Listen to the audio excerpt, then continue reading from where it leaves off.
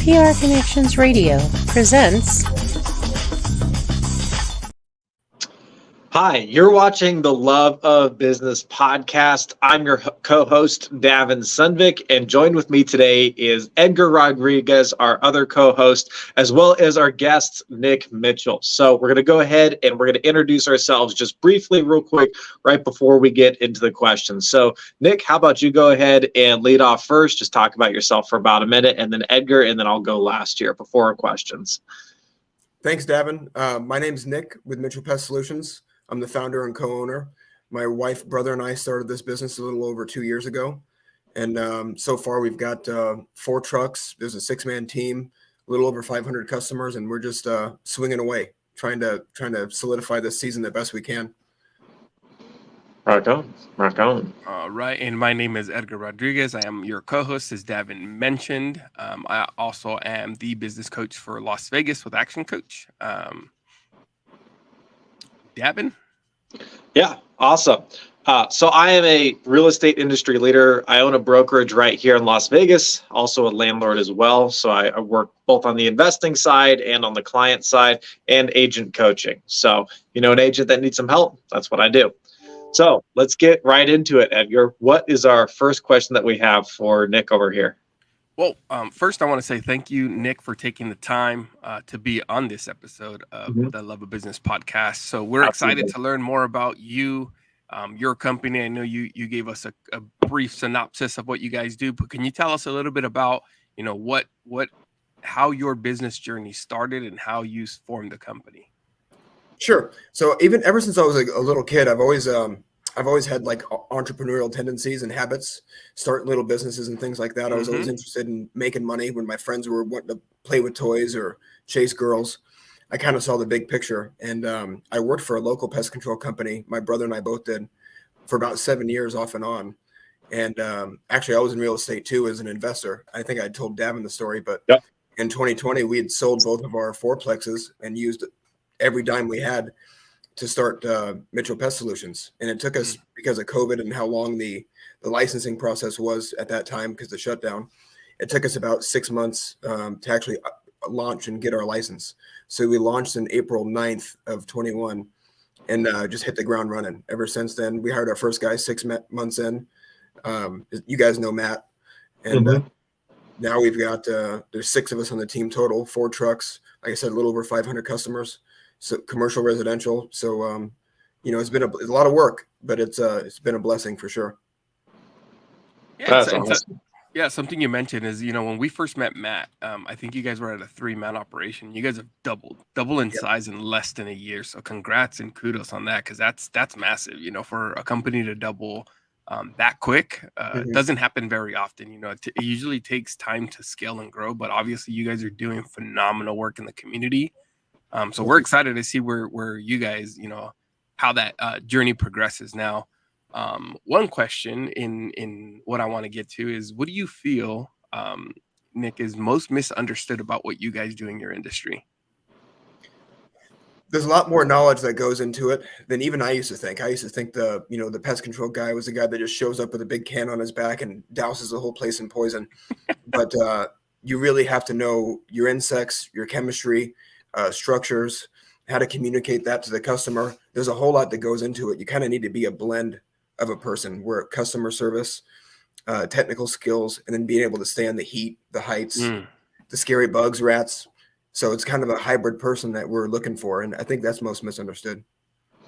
Yeah, I mean, that's pretty interesting there, because, there's a lot of knowledge, and I feel like every industry, there's always these nuances, but then communicating that to the customer without overwhelming them or without making them feel like, they're dumb because, we can't know everything, right? And neither can they. I think that's super hard to find. So yeah, you hit the nail on the head right there as far as looking for talent. You're looking for a special person there. Yeah. And you guys know Matt, like Matt can handle 120-degree weather. He can handle sales crowds. He'll cold call. If something comes in on the weekend, he'll get up and go do it. Like I have yet to find another Matt. So if you find him, let me know. He's got this thing we call grit. Yeah, right? he does. He's gritty And that's hard to find, especially when you're building a team. and Which impossible kind to of teach, in my opinion. Oh yeah, and that leads to the next question of like when you guys were building this out, how was it that you were looking to identify like, hey, this is the right person for the team? Because that's something I think a lot of people struggle with is finding the right key people. And I feel that that's what allows companies to really scale and grow. Well, it's that old adage: hire slow, fire fast. So if you hire slowly and you give somebody time to show their strengths and weaknesses, you don't have to rush somebody in last minute who you got to deal with all the problems.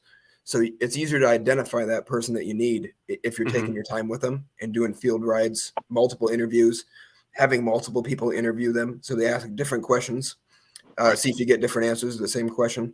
So the only other person that we brought on board full time is Josh Munoz, and we've never lost anybody. Everybody we've ever brought on is still with us because we kind of hire them slow and bring them in.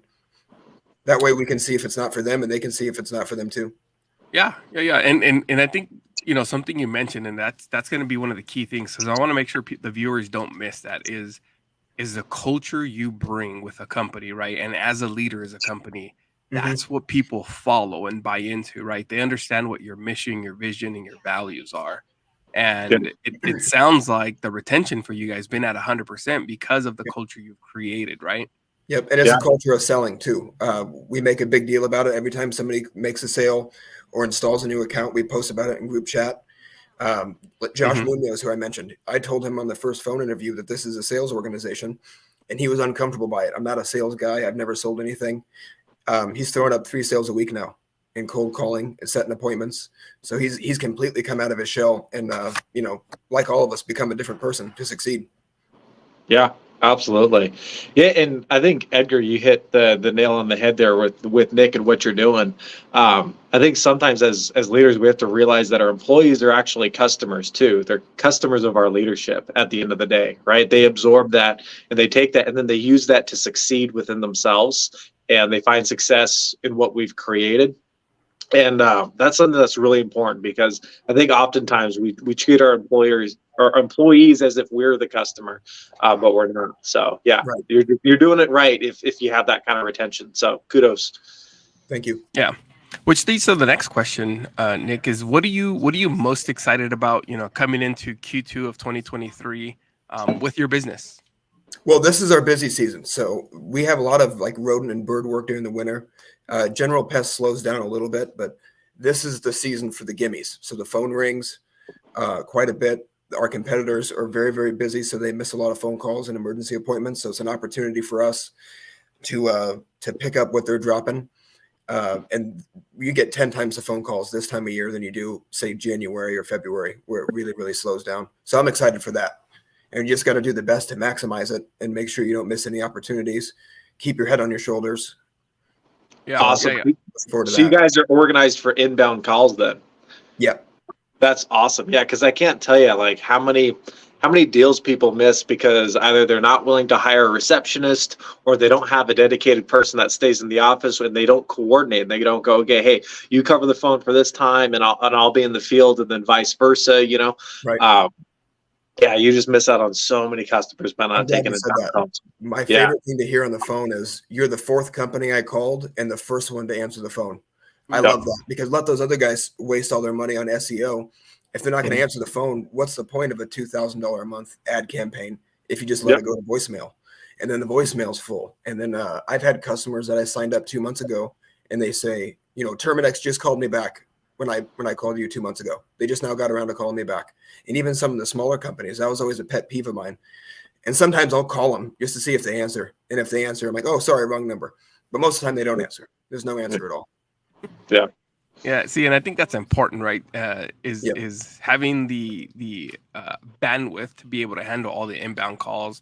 On top of that, you're what in the military I was trained as you're reconning your competition to see by making those calls, right? Like, are they answering the phone? If they're not, great, then we know our phones are going to continue to ring and making sure you treat that customer from, first touch all the way through. Cause I hear about the work you guys are doing in the community and your guys' reputation is growing real strong. This town is as big as it is. It's still a small, feel city because we all tend to know each other. Right. So with that said, Nick, what's been one of the biggest learning curves since you started, your business in the industry? Time management. Yeah. Easy. Time management. It's hard because when you first start off, especially if you're an owner operator, you've got to wear so many hats at the same time that it's really hard to figure out where you want to put your time and where it's most valuable. And I'm a father of 4 kids, and I'm married, and I don't think there's such thing as work-life balance, especially in the first couple of years. You kind of have to put everything you've got into it and then find a little bit more. So managing my time and managing my calendar has been the biggest challenge for me, for sure. How do you deal with that? Because I know that's the one of the biggest things, right? The top 3 things, me as a business coach, what I hear is I don't have enough time, I need more money, or I need a better team, right? And you've executed really well on 2. So as far as the time management, how are you dealing with that? I sleep faster. Sleep faster. Edgar, you're a father, right? I am. So that first year or so when you have a baby and it basically takes over your entire life. Mm-hmm. Wakes up in the middle of the night, it gets sick, it's happy. The business feels like a 5th baby to me. It's still in diapers. It'll still get upset and bump its head, and I have to coddle it. And it doesn't matter how tired I am. If the baby cries at 3 in the morning, you got to wake up. So it's the same thing in business. Yep, 100%. And that's where, having that default calendar that you talked about, right?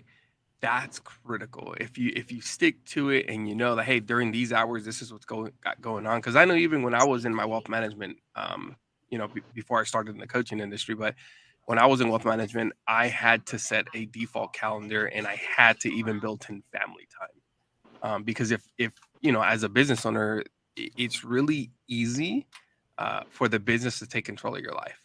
Yep. So knowing how to manage and balance that scale. Yes, in the first few years, there is no, it's we got to get this thing going. Yep. So for you, what do you feel is your favorite part about being an entrepreneur?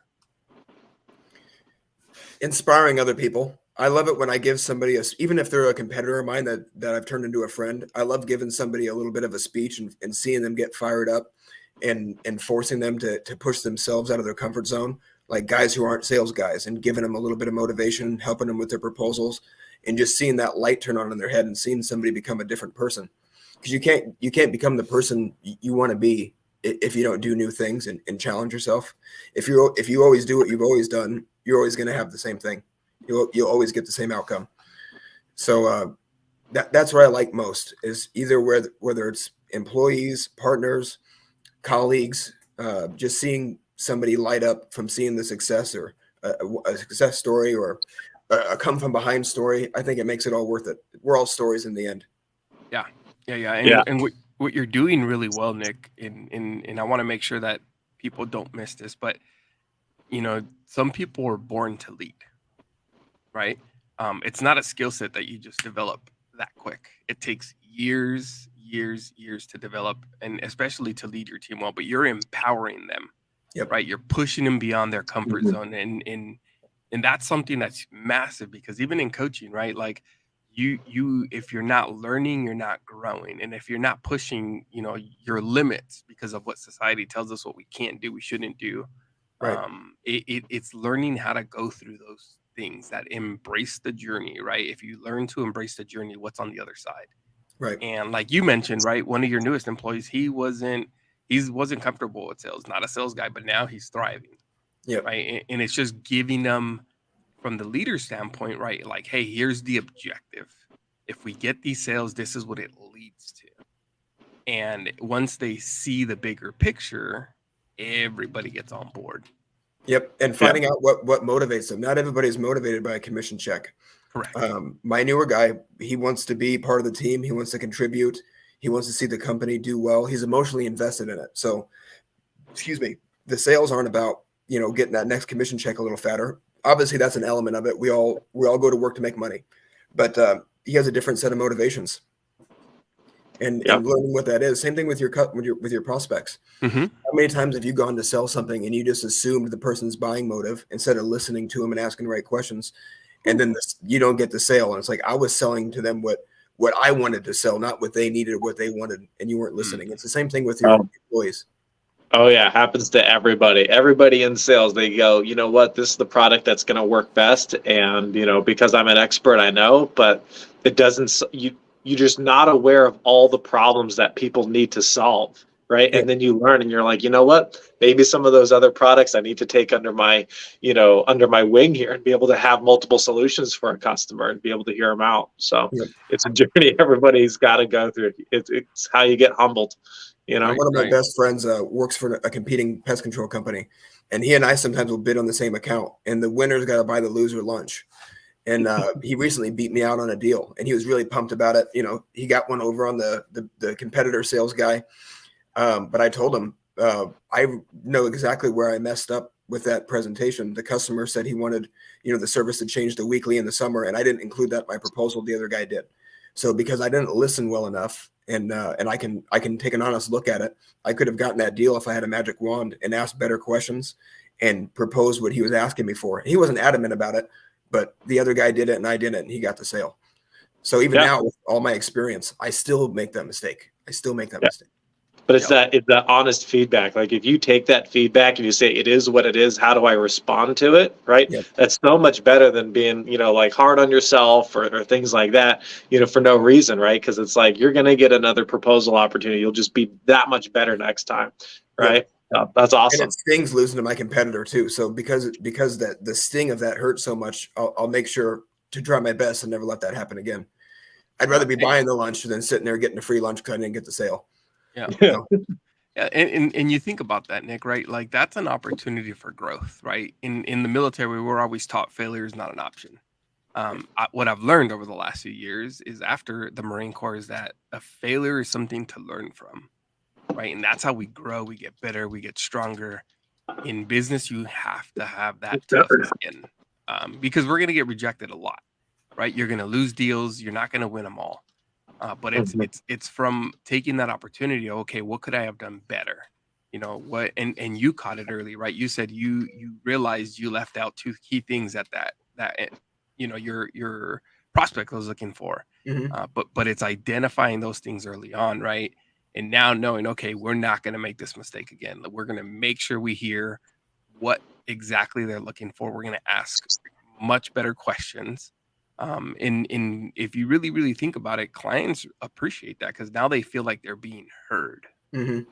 Right. And then something I want to go back to is you talked about right. Whose target were you hitting, your target or their target? So I always think of this like for easy picture is like the game of darts, right? We all have a bullseye that we want to hit because we want to get the sale. Right. But it's by asking the right questions, listening to what the client's trying to tell you to make sure you're not hitting your bullseye and you're actually hitting their bullseye. And this is what expedites that sales process is by addressing the needs of the client, not your needs. Right. Yeah. The demand is there. Yeah. What were you saying? That takes training too. And we do weekly sales meetings and we role play. And it's uncomfortable. It's awkward, especially if you're not a sales guy. I come from a sales background, so I can get into the scripts pretty easy. I'll do the whole thing in a British accent if you want. But for guys who aren't used to that, it's very, very uncomfortable. But, sweat saves blood. The more you sweat in the gym, the less you'll bleed in the field. That's right. And then you'll be more comfortable presenting that to your customers. And it's hard here when all your colleagues are looking at you and they're hanging on your every word. It puts so much pressure on that training. But that's what makes the training valuable. If you make it too easy, just like in the, I'm sure you had that experience in the Marines. If the training was too easy, you'd be setting your guys up for failure. And in that space, failure can mean catastrophe, not, oh crap, I didn't get the sale, but worse. It's life or death in the Marine Corps. Yeah. No, I consider us lucky as sales guys that, we can fail 99 times in a row. I mean, well, in real estate, you have to fail 99 times in a row to get the sale. But, if you're successful 1% of the time, you'll make a living, but in the Marines, like if you fail that 1%, it could be somebody's life, so it's definitely different. Who, Nick, is the most influential person in your life and how have they impacted you? My kids, definitely my kids. I want to, I grew up pretty poor relative to them, and it was a pretty rough childhood, honestly. And just seeing myself in them and wanting to give them a better future and build something to leave behind for them. My oldest son's 11 years old. He already wants to get on the field with me. I can't do that yet, but that's influential for me. And seeing them get involved in the business, we show them the paperwork. We have them do some of the math, make them earn their own money in the home. And there's things I never got to experience. Doing that for them, it makes it all worth it. Yeah. And that goes down to your why, right? Like the reason why you started the company is because you want to give them a better life, right? You and I have similar backgrounds, right? Coming from nothing and making something of ourselves. And I myself, right, I have my 2 daughters, and that's the reason why I got into, business and entrepreneurship, is to give them and show them that there is a better way, right? No matter what society tells us, you can persevere through anything. And I know that the date's coming, but the bring your kid to work day is coming up. So that could be a fun experience for your son, right? Just to see what dad does out in the field. Yep. And then they get credit for it at school. So that's one way to show him the ropes and show him like, hey, it might sound easy, but you'll see what we, getting, into the swing of things, how it really is. Well, we homeschool all of our kids, and they're part of a local homeschooling group where they still get to participate in events like that. Yeah. And today is their entrepreneur day. So nice. They'll be at the park later with all the other homeschool kids, and everybody sets up a booth. And, they go over the margins and what the cost of goods are, what the total sales are. Might like to sell baking items, bracelets, necklaces. One of my sons is an artist, so he's drawn a bunch of pictures of maps and things because he's a geology guy. At 6 years old, he can name almost every country in the world and their capital city. He's a pretty sharp little whippersnapper. But they get to participate in those things. And, my son told me, my oldest son, that he wants to be a business owner like us when he grows up. And not an astronaut or a doctor, or, right. A bug guy, something really important. That's awesome. What do you feel, Nick, is the biggest mistake first-time entrepreneurs make? Not working hard enough. I think people fall victim to that 40-hour work week, personal time, emotional distress dog. I think people have been so nerfed over the last 10, 20 years that they don't have enough grit to succeed. Because really, I knew I was going to have, and I've always worked hard. I've always put in 50, 60-hour weeks, no matter what job I have. Like nobody ever made me work 100 hours, but they never stopped me either. And if you don't have that grit, the only reason why we've expanded as fast as you've seen, and the only thing that's grown as quickly is my forehead from my hair falling out. But it takes so much work and so much time. And if you're not willing to do that, save yourself some money and time, get a good job with a 401k and benefits. But you got to be willing to chew some dirt. And I think people start off with the mindset that they're not going to do that. Could you imagine George Washington about to cross the Delaware? And he goes, oh, crap, I'm already at 37 hours this week. We better turn back. Like, nobody who's ever accomplished anything great has done it with that mindset, not once. Yeah, that's big there, right? Is having that mindset of when the tough gets going, you got to keep going. Yep. Yeah, right. Absolutely. This journey is not for everybody. Yeah. I agree.